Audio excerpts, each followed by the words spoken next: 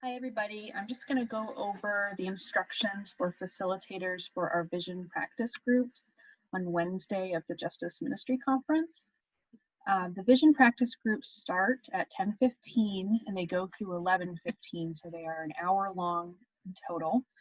And each of you will have a group of 4 people to help work through giving the vision presentation. You yourself as a leader are not going to be presenting the vision during your practice group, which is a change from previous years. You are only going to be facilitating an evaluation of the other people. So let's look at the timing. As you can see here, I've pulled up the instructions on the screen. You have 5 minutes for an introduction, and each person gets 13 minutes, 8 of which to practice the vision and 5 minutes to evaluate. And you see that repeats itself for 4 people. And then there's 5 minutes to close and evaluate the practice group as a whole. So during your section with 5 minutes for the introduction, introduce yourself, the name of the organization, and your excitement about leaders learning the vision. You set the tone for the practice group with your own excitement, and then ask each person in your group to introduce themselves, the name, the organization, the city, length of time they're active. You should quiz the leaders on places in which they can use the vision statement back home, and in italics you'll see some examples: recruiting network members, team meetings, board meetings, and such. Then tell your group that this practice session is more of a first reading than a dress rehearsal. So that means that people, if they don't have the vision memorized, they should be using notes, and that's okay. We'd rather have people reading through it than trying to memorize it and taking longer and mixing up some of the points. So once again, you do not have to have this down without notes. And then ask them all to flip to page 47 in their workbook. Page 47 is the evaluation form that they will use to evaluate each other and their vision presentation. And then explain that they will each have 8 minutes to present the vision, and you're going to stop them after 8 minutes, even if they aren't done, for the sake of time, and that they have 5 minutes to be evaluated. And you, as the facilitator, will need to keep track of that, or identify somebody else in your group who can help you with a stopwatch, for example, on their cell phone, to make sure you keep the group running on time. Then I would recommend that you start with the person in your group who's been involved with their local organization the longest, so that they can set the group off with a good example. So whoever's been around the longest should start. They should give the presentation within 8 minutes. If they go over 8, stop them and then move on to the evaluation. And during the 5 minutes for evaluating, use 1 minute to ask them what they did well and what was one thing they wanted to improve upon, and then 4 minutes to walk through the evaluation form, which are these points here.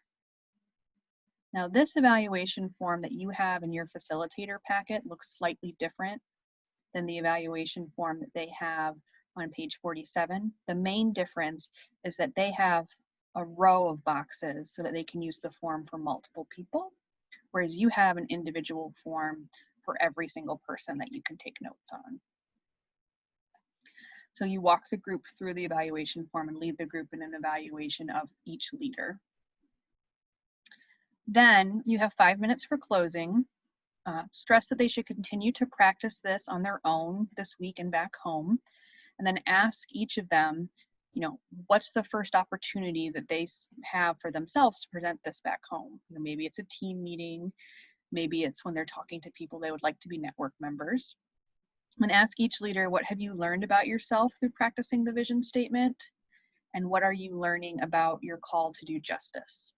And then remind them to return to the main Zoom room no later than 11:30 a.m. and dismiss them. At this point in time on the agenda, after your practice groups are over, they will have a 15-minute break. So another thing about facilitating is after they're done, you should jot down some notes about how they did. And then you'd circle good, fair, and needs work. So there's a space for you to have each person's name and then any additional notes that you might have about them.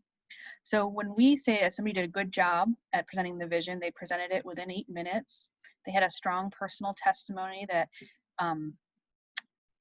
connected to the need to do justice work, and that you think that they would be ready to present the vision at a team assembly or a board meeting with little or no use of notes. Fair means they definitely use their notes, which once again is fine. We don't want people struggling to memorize it when they don't have it memorized. But perhaps they were over the 8-minute mark and with some practice could probably present this at a team meeting locally. And they did have a personal testimony, but that wasn't quite as connected to justice work as maybe somebody who was marked good. And then needs work means that the person was well over 8 minutes, or maybe they didn't have a personal testimony, or they had one but really struggled to connect it with the vision. And they're not ready, this is a typo here, they're not ready to present the vision in any setting.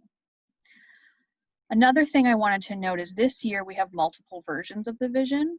The first major change is that the main version that's going to be presented up front in the presentation before these practice groups will not include the New Testament scripture of Matthew. It'll only include one scripture, the Hebrew scripture of Micah 6:8.